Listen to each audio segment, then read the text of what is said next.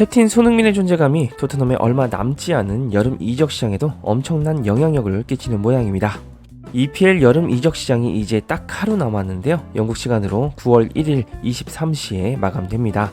한국 시간으로는 내일 아침 7시쯤 끝날 것이기에 데드라인의 계약들이 많이 나올 것 같아요. 아마 새벽에 많은 소식들이 쏟아지지 않을까 싶습니다. 이번 영상에서는 캡틴 손흥민의 존재감에 대한 여러 에피소드들을 소개해드릴까 하는데요. 바르셀로나에서 메시의 후계자로 지목받았던 안수 파티가 손흥민의 존재감에 이적이 불발된 상황 전해드리고요. 그리고 손흥민에게 주장을 뺏겨 꼴통 행보까지 보이고 있는 다이어의 상황까지 이야기해보겠습니다. 추가적으로 현재 쓸데없이 손흥민의 리더십 자질을 흔든 영국 토크스포츠의 발언까지 추가적으로 알려드릴게요. 일단 토트넘의 포스테코글루 체제에서 손흥민의 입지가 절대적이라는 것을 증명하는 이적 사과가 있었습니다. 케인이 떠나고 득점력을 보완하기 위해서 토트넘은 공격진의 추가 보강을 고려했습니다. 그런 상황에서 바르셀로나의 안수 파티와 연결되었는데요. 안수 파티는 바르셀로나의 미래로 평가받던 유망주였습니다. 라리가 역사상 최연소로 골과 도움을 기록하는 등 메시의 후계자로 기대를 받았던 공격수죠.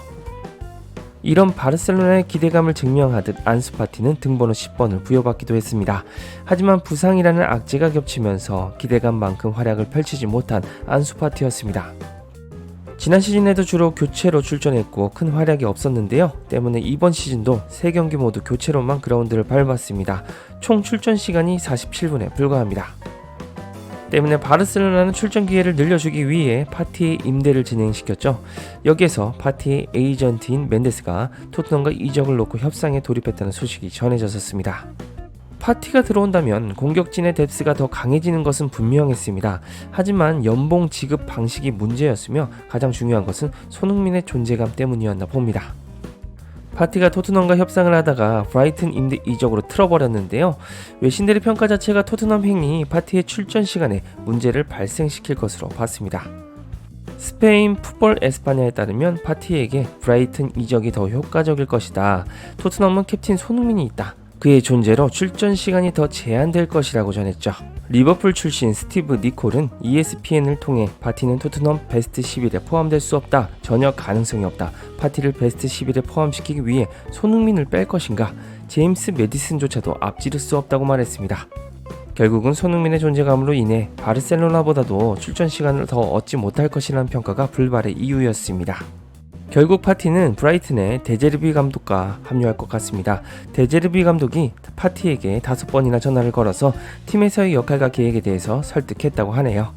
토트넘이 이번 시즌 브라이튼과 만났을 때 안수 파티가 토트넘을 상대로 어떤 경기력을 펼칠지 지켜보는 것도 꿀잼일 것 같습니다.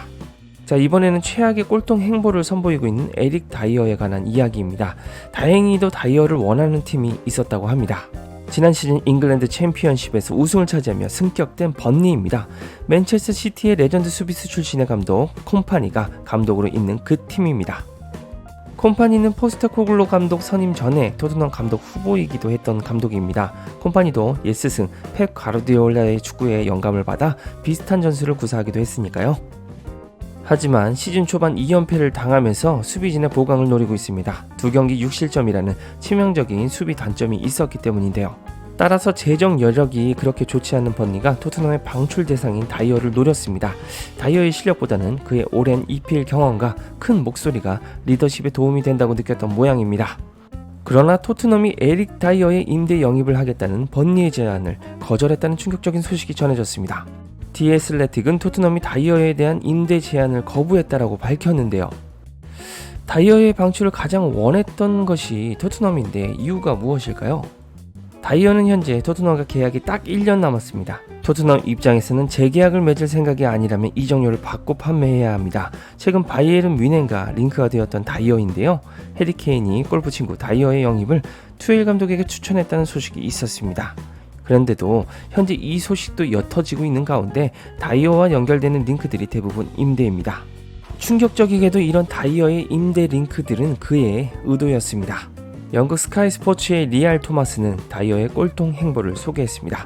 에릭 다이어는 토트넘을 무조건 계약 만료로 떠나고 싶어한다. 그는 이적 대신 임대만 원하고 있다라고 전했습니다. 이런 다이어의 행보는 최근 토트넘의 포스테코글루 감독의 결정들과 관련이 높습니다. 일단 포스테코글루 감독 부임 이전에 주장단에 다이어가 속해 있었습니다. 2014년 스포르팅에서 토트넘으로 합류한 다이어는 팀 내 최고참이었습니다. 손흥민보다도 한 시즌 더 일찍 토트넘에 있었죠. 때문에 주장단에도 있었고 해리 케인이 떠나자 다이어는 자신이 유력한 캡틴이라고 굳게 믿었습니다. 하지만 포스테코글루 감독은 손흥민에게 캡틴 완장을 부여했습니다. 또한 부주장에도 메디슨과 로메로를 선정하면서 다이어를 제외시켰습니다. 이런 배경은 포스테코글루가 다이어를 완전히 전력 외의 자원으로 분류하기 위한 사전 작업이나 마찬가지였는데요. 다이어는 최근 4경기 연속 출전 명단에서 제외되었습니다. 때문에 토트넘도 다이어와 현재 재계약할 생각이 없습니다.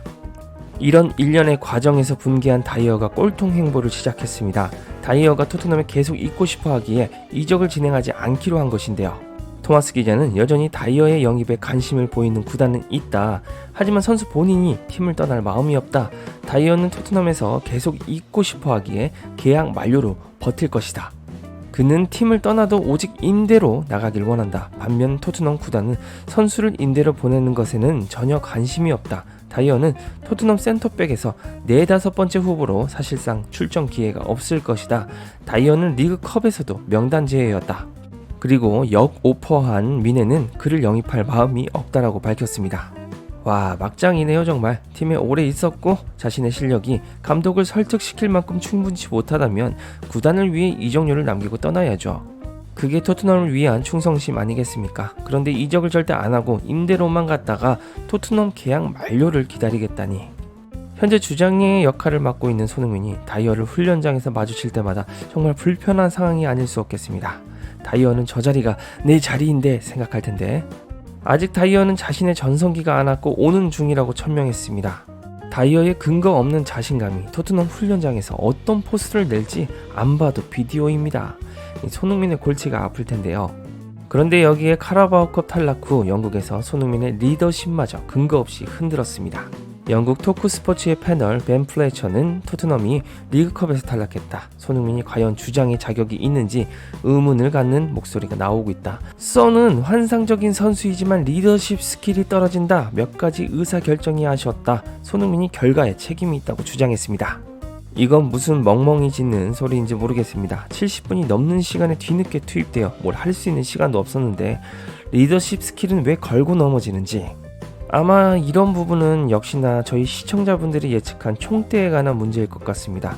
많은 구독자분들이 손흥민이 캡틴이 되면 부진과 패배의 책임이 모두 향할 것으로 우려했었습니다.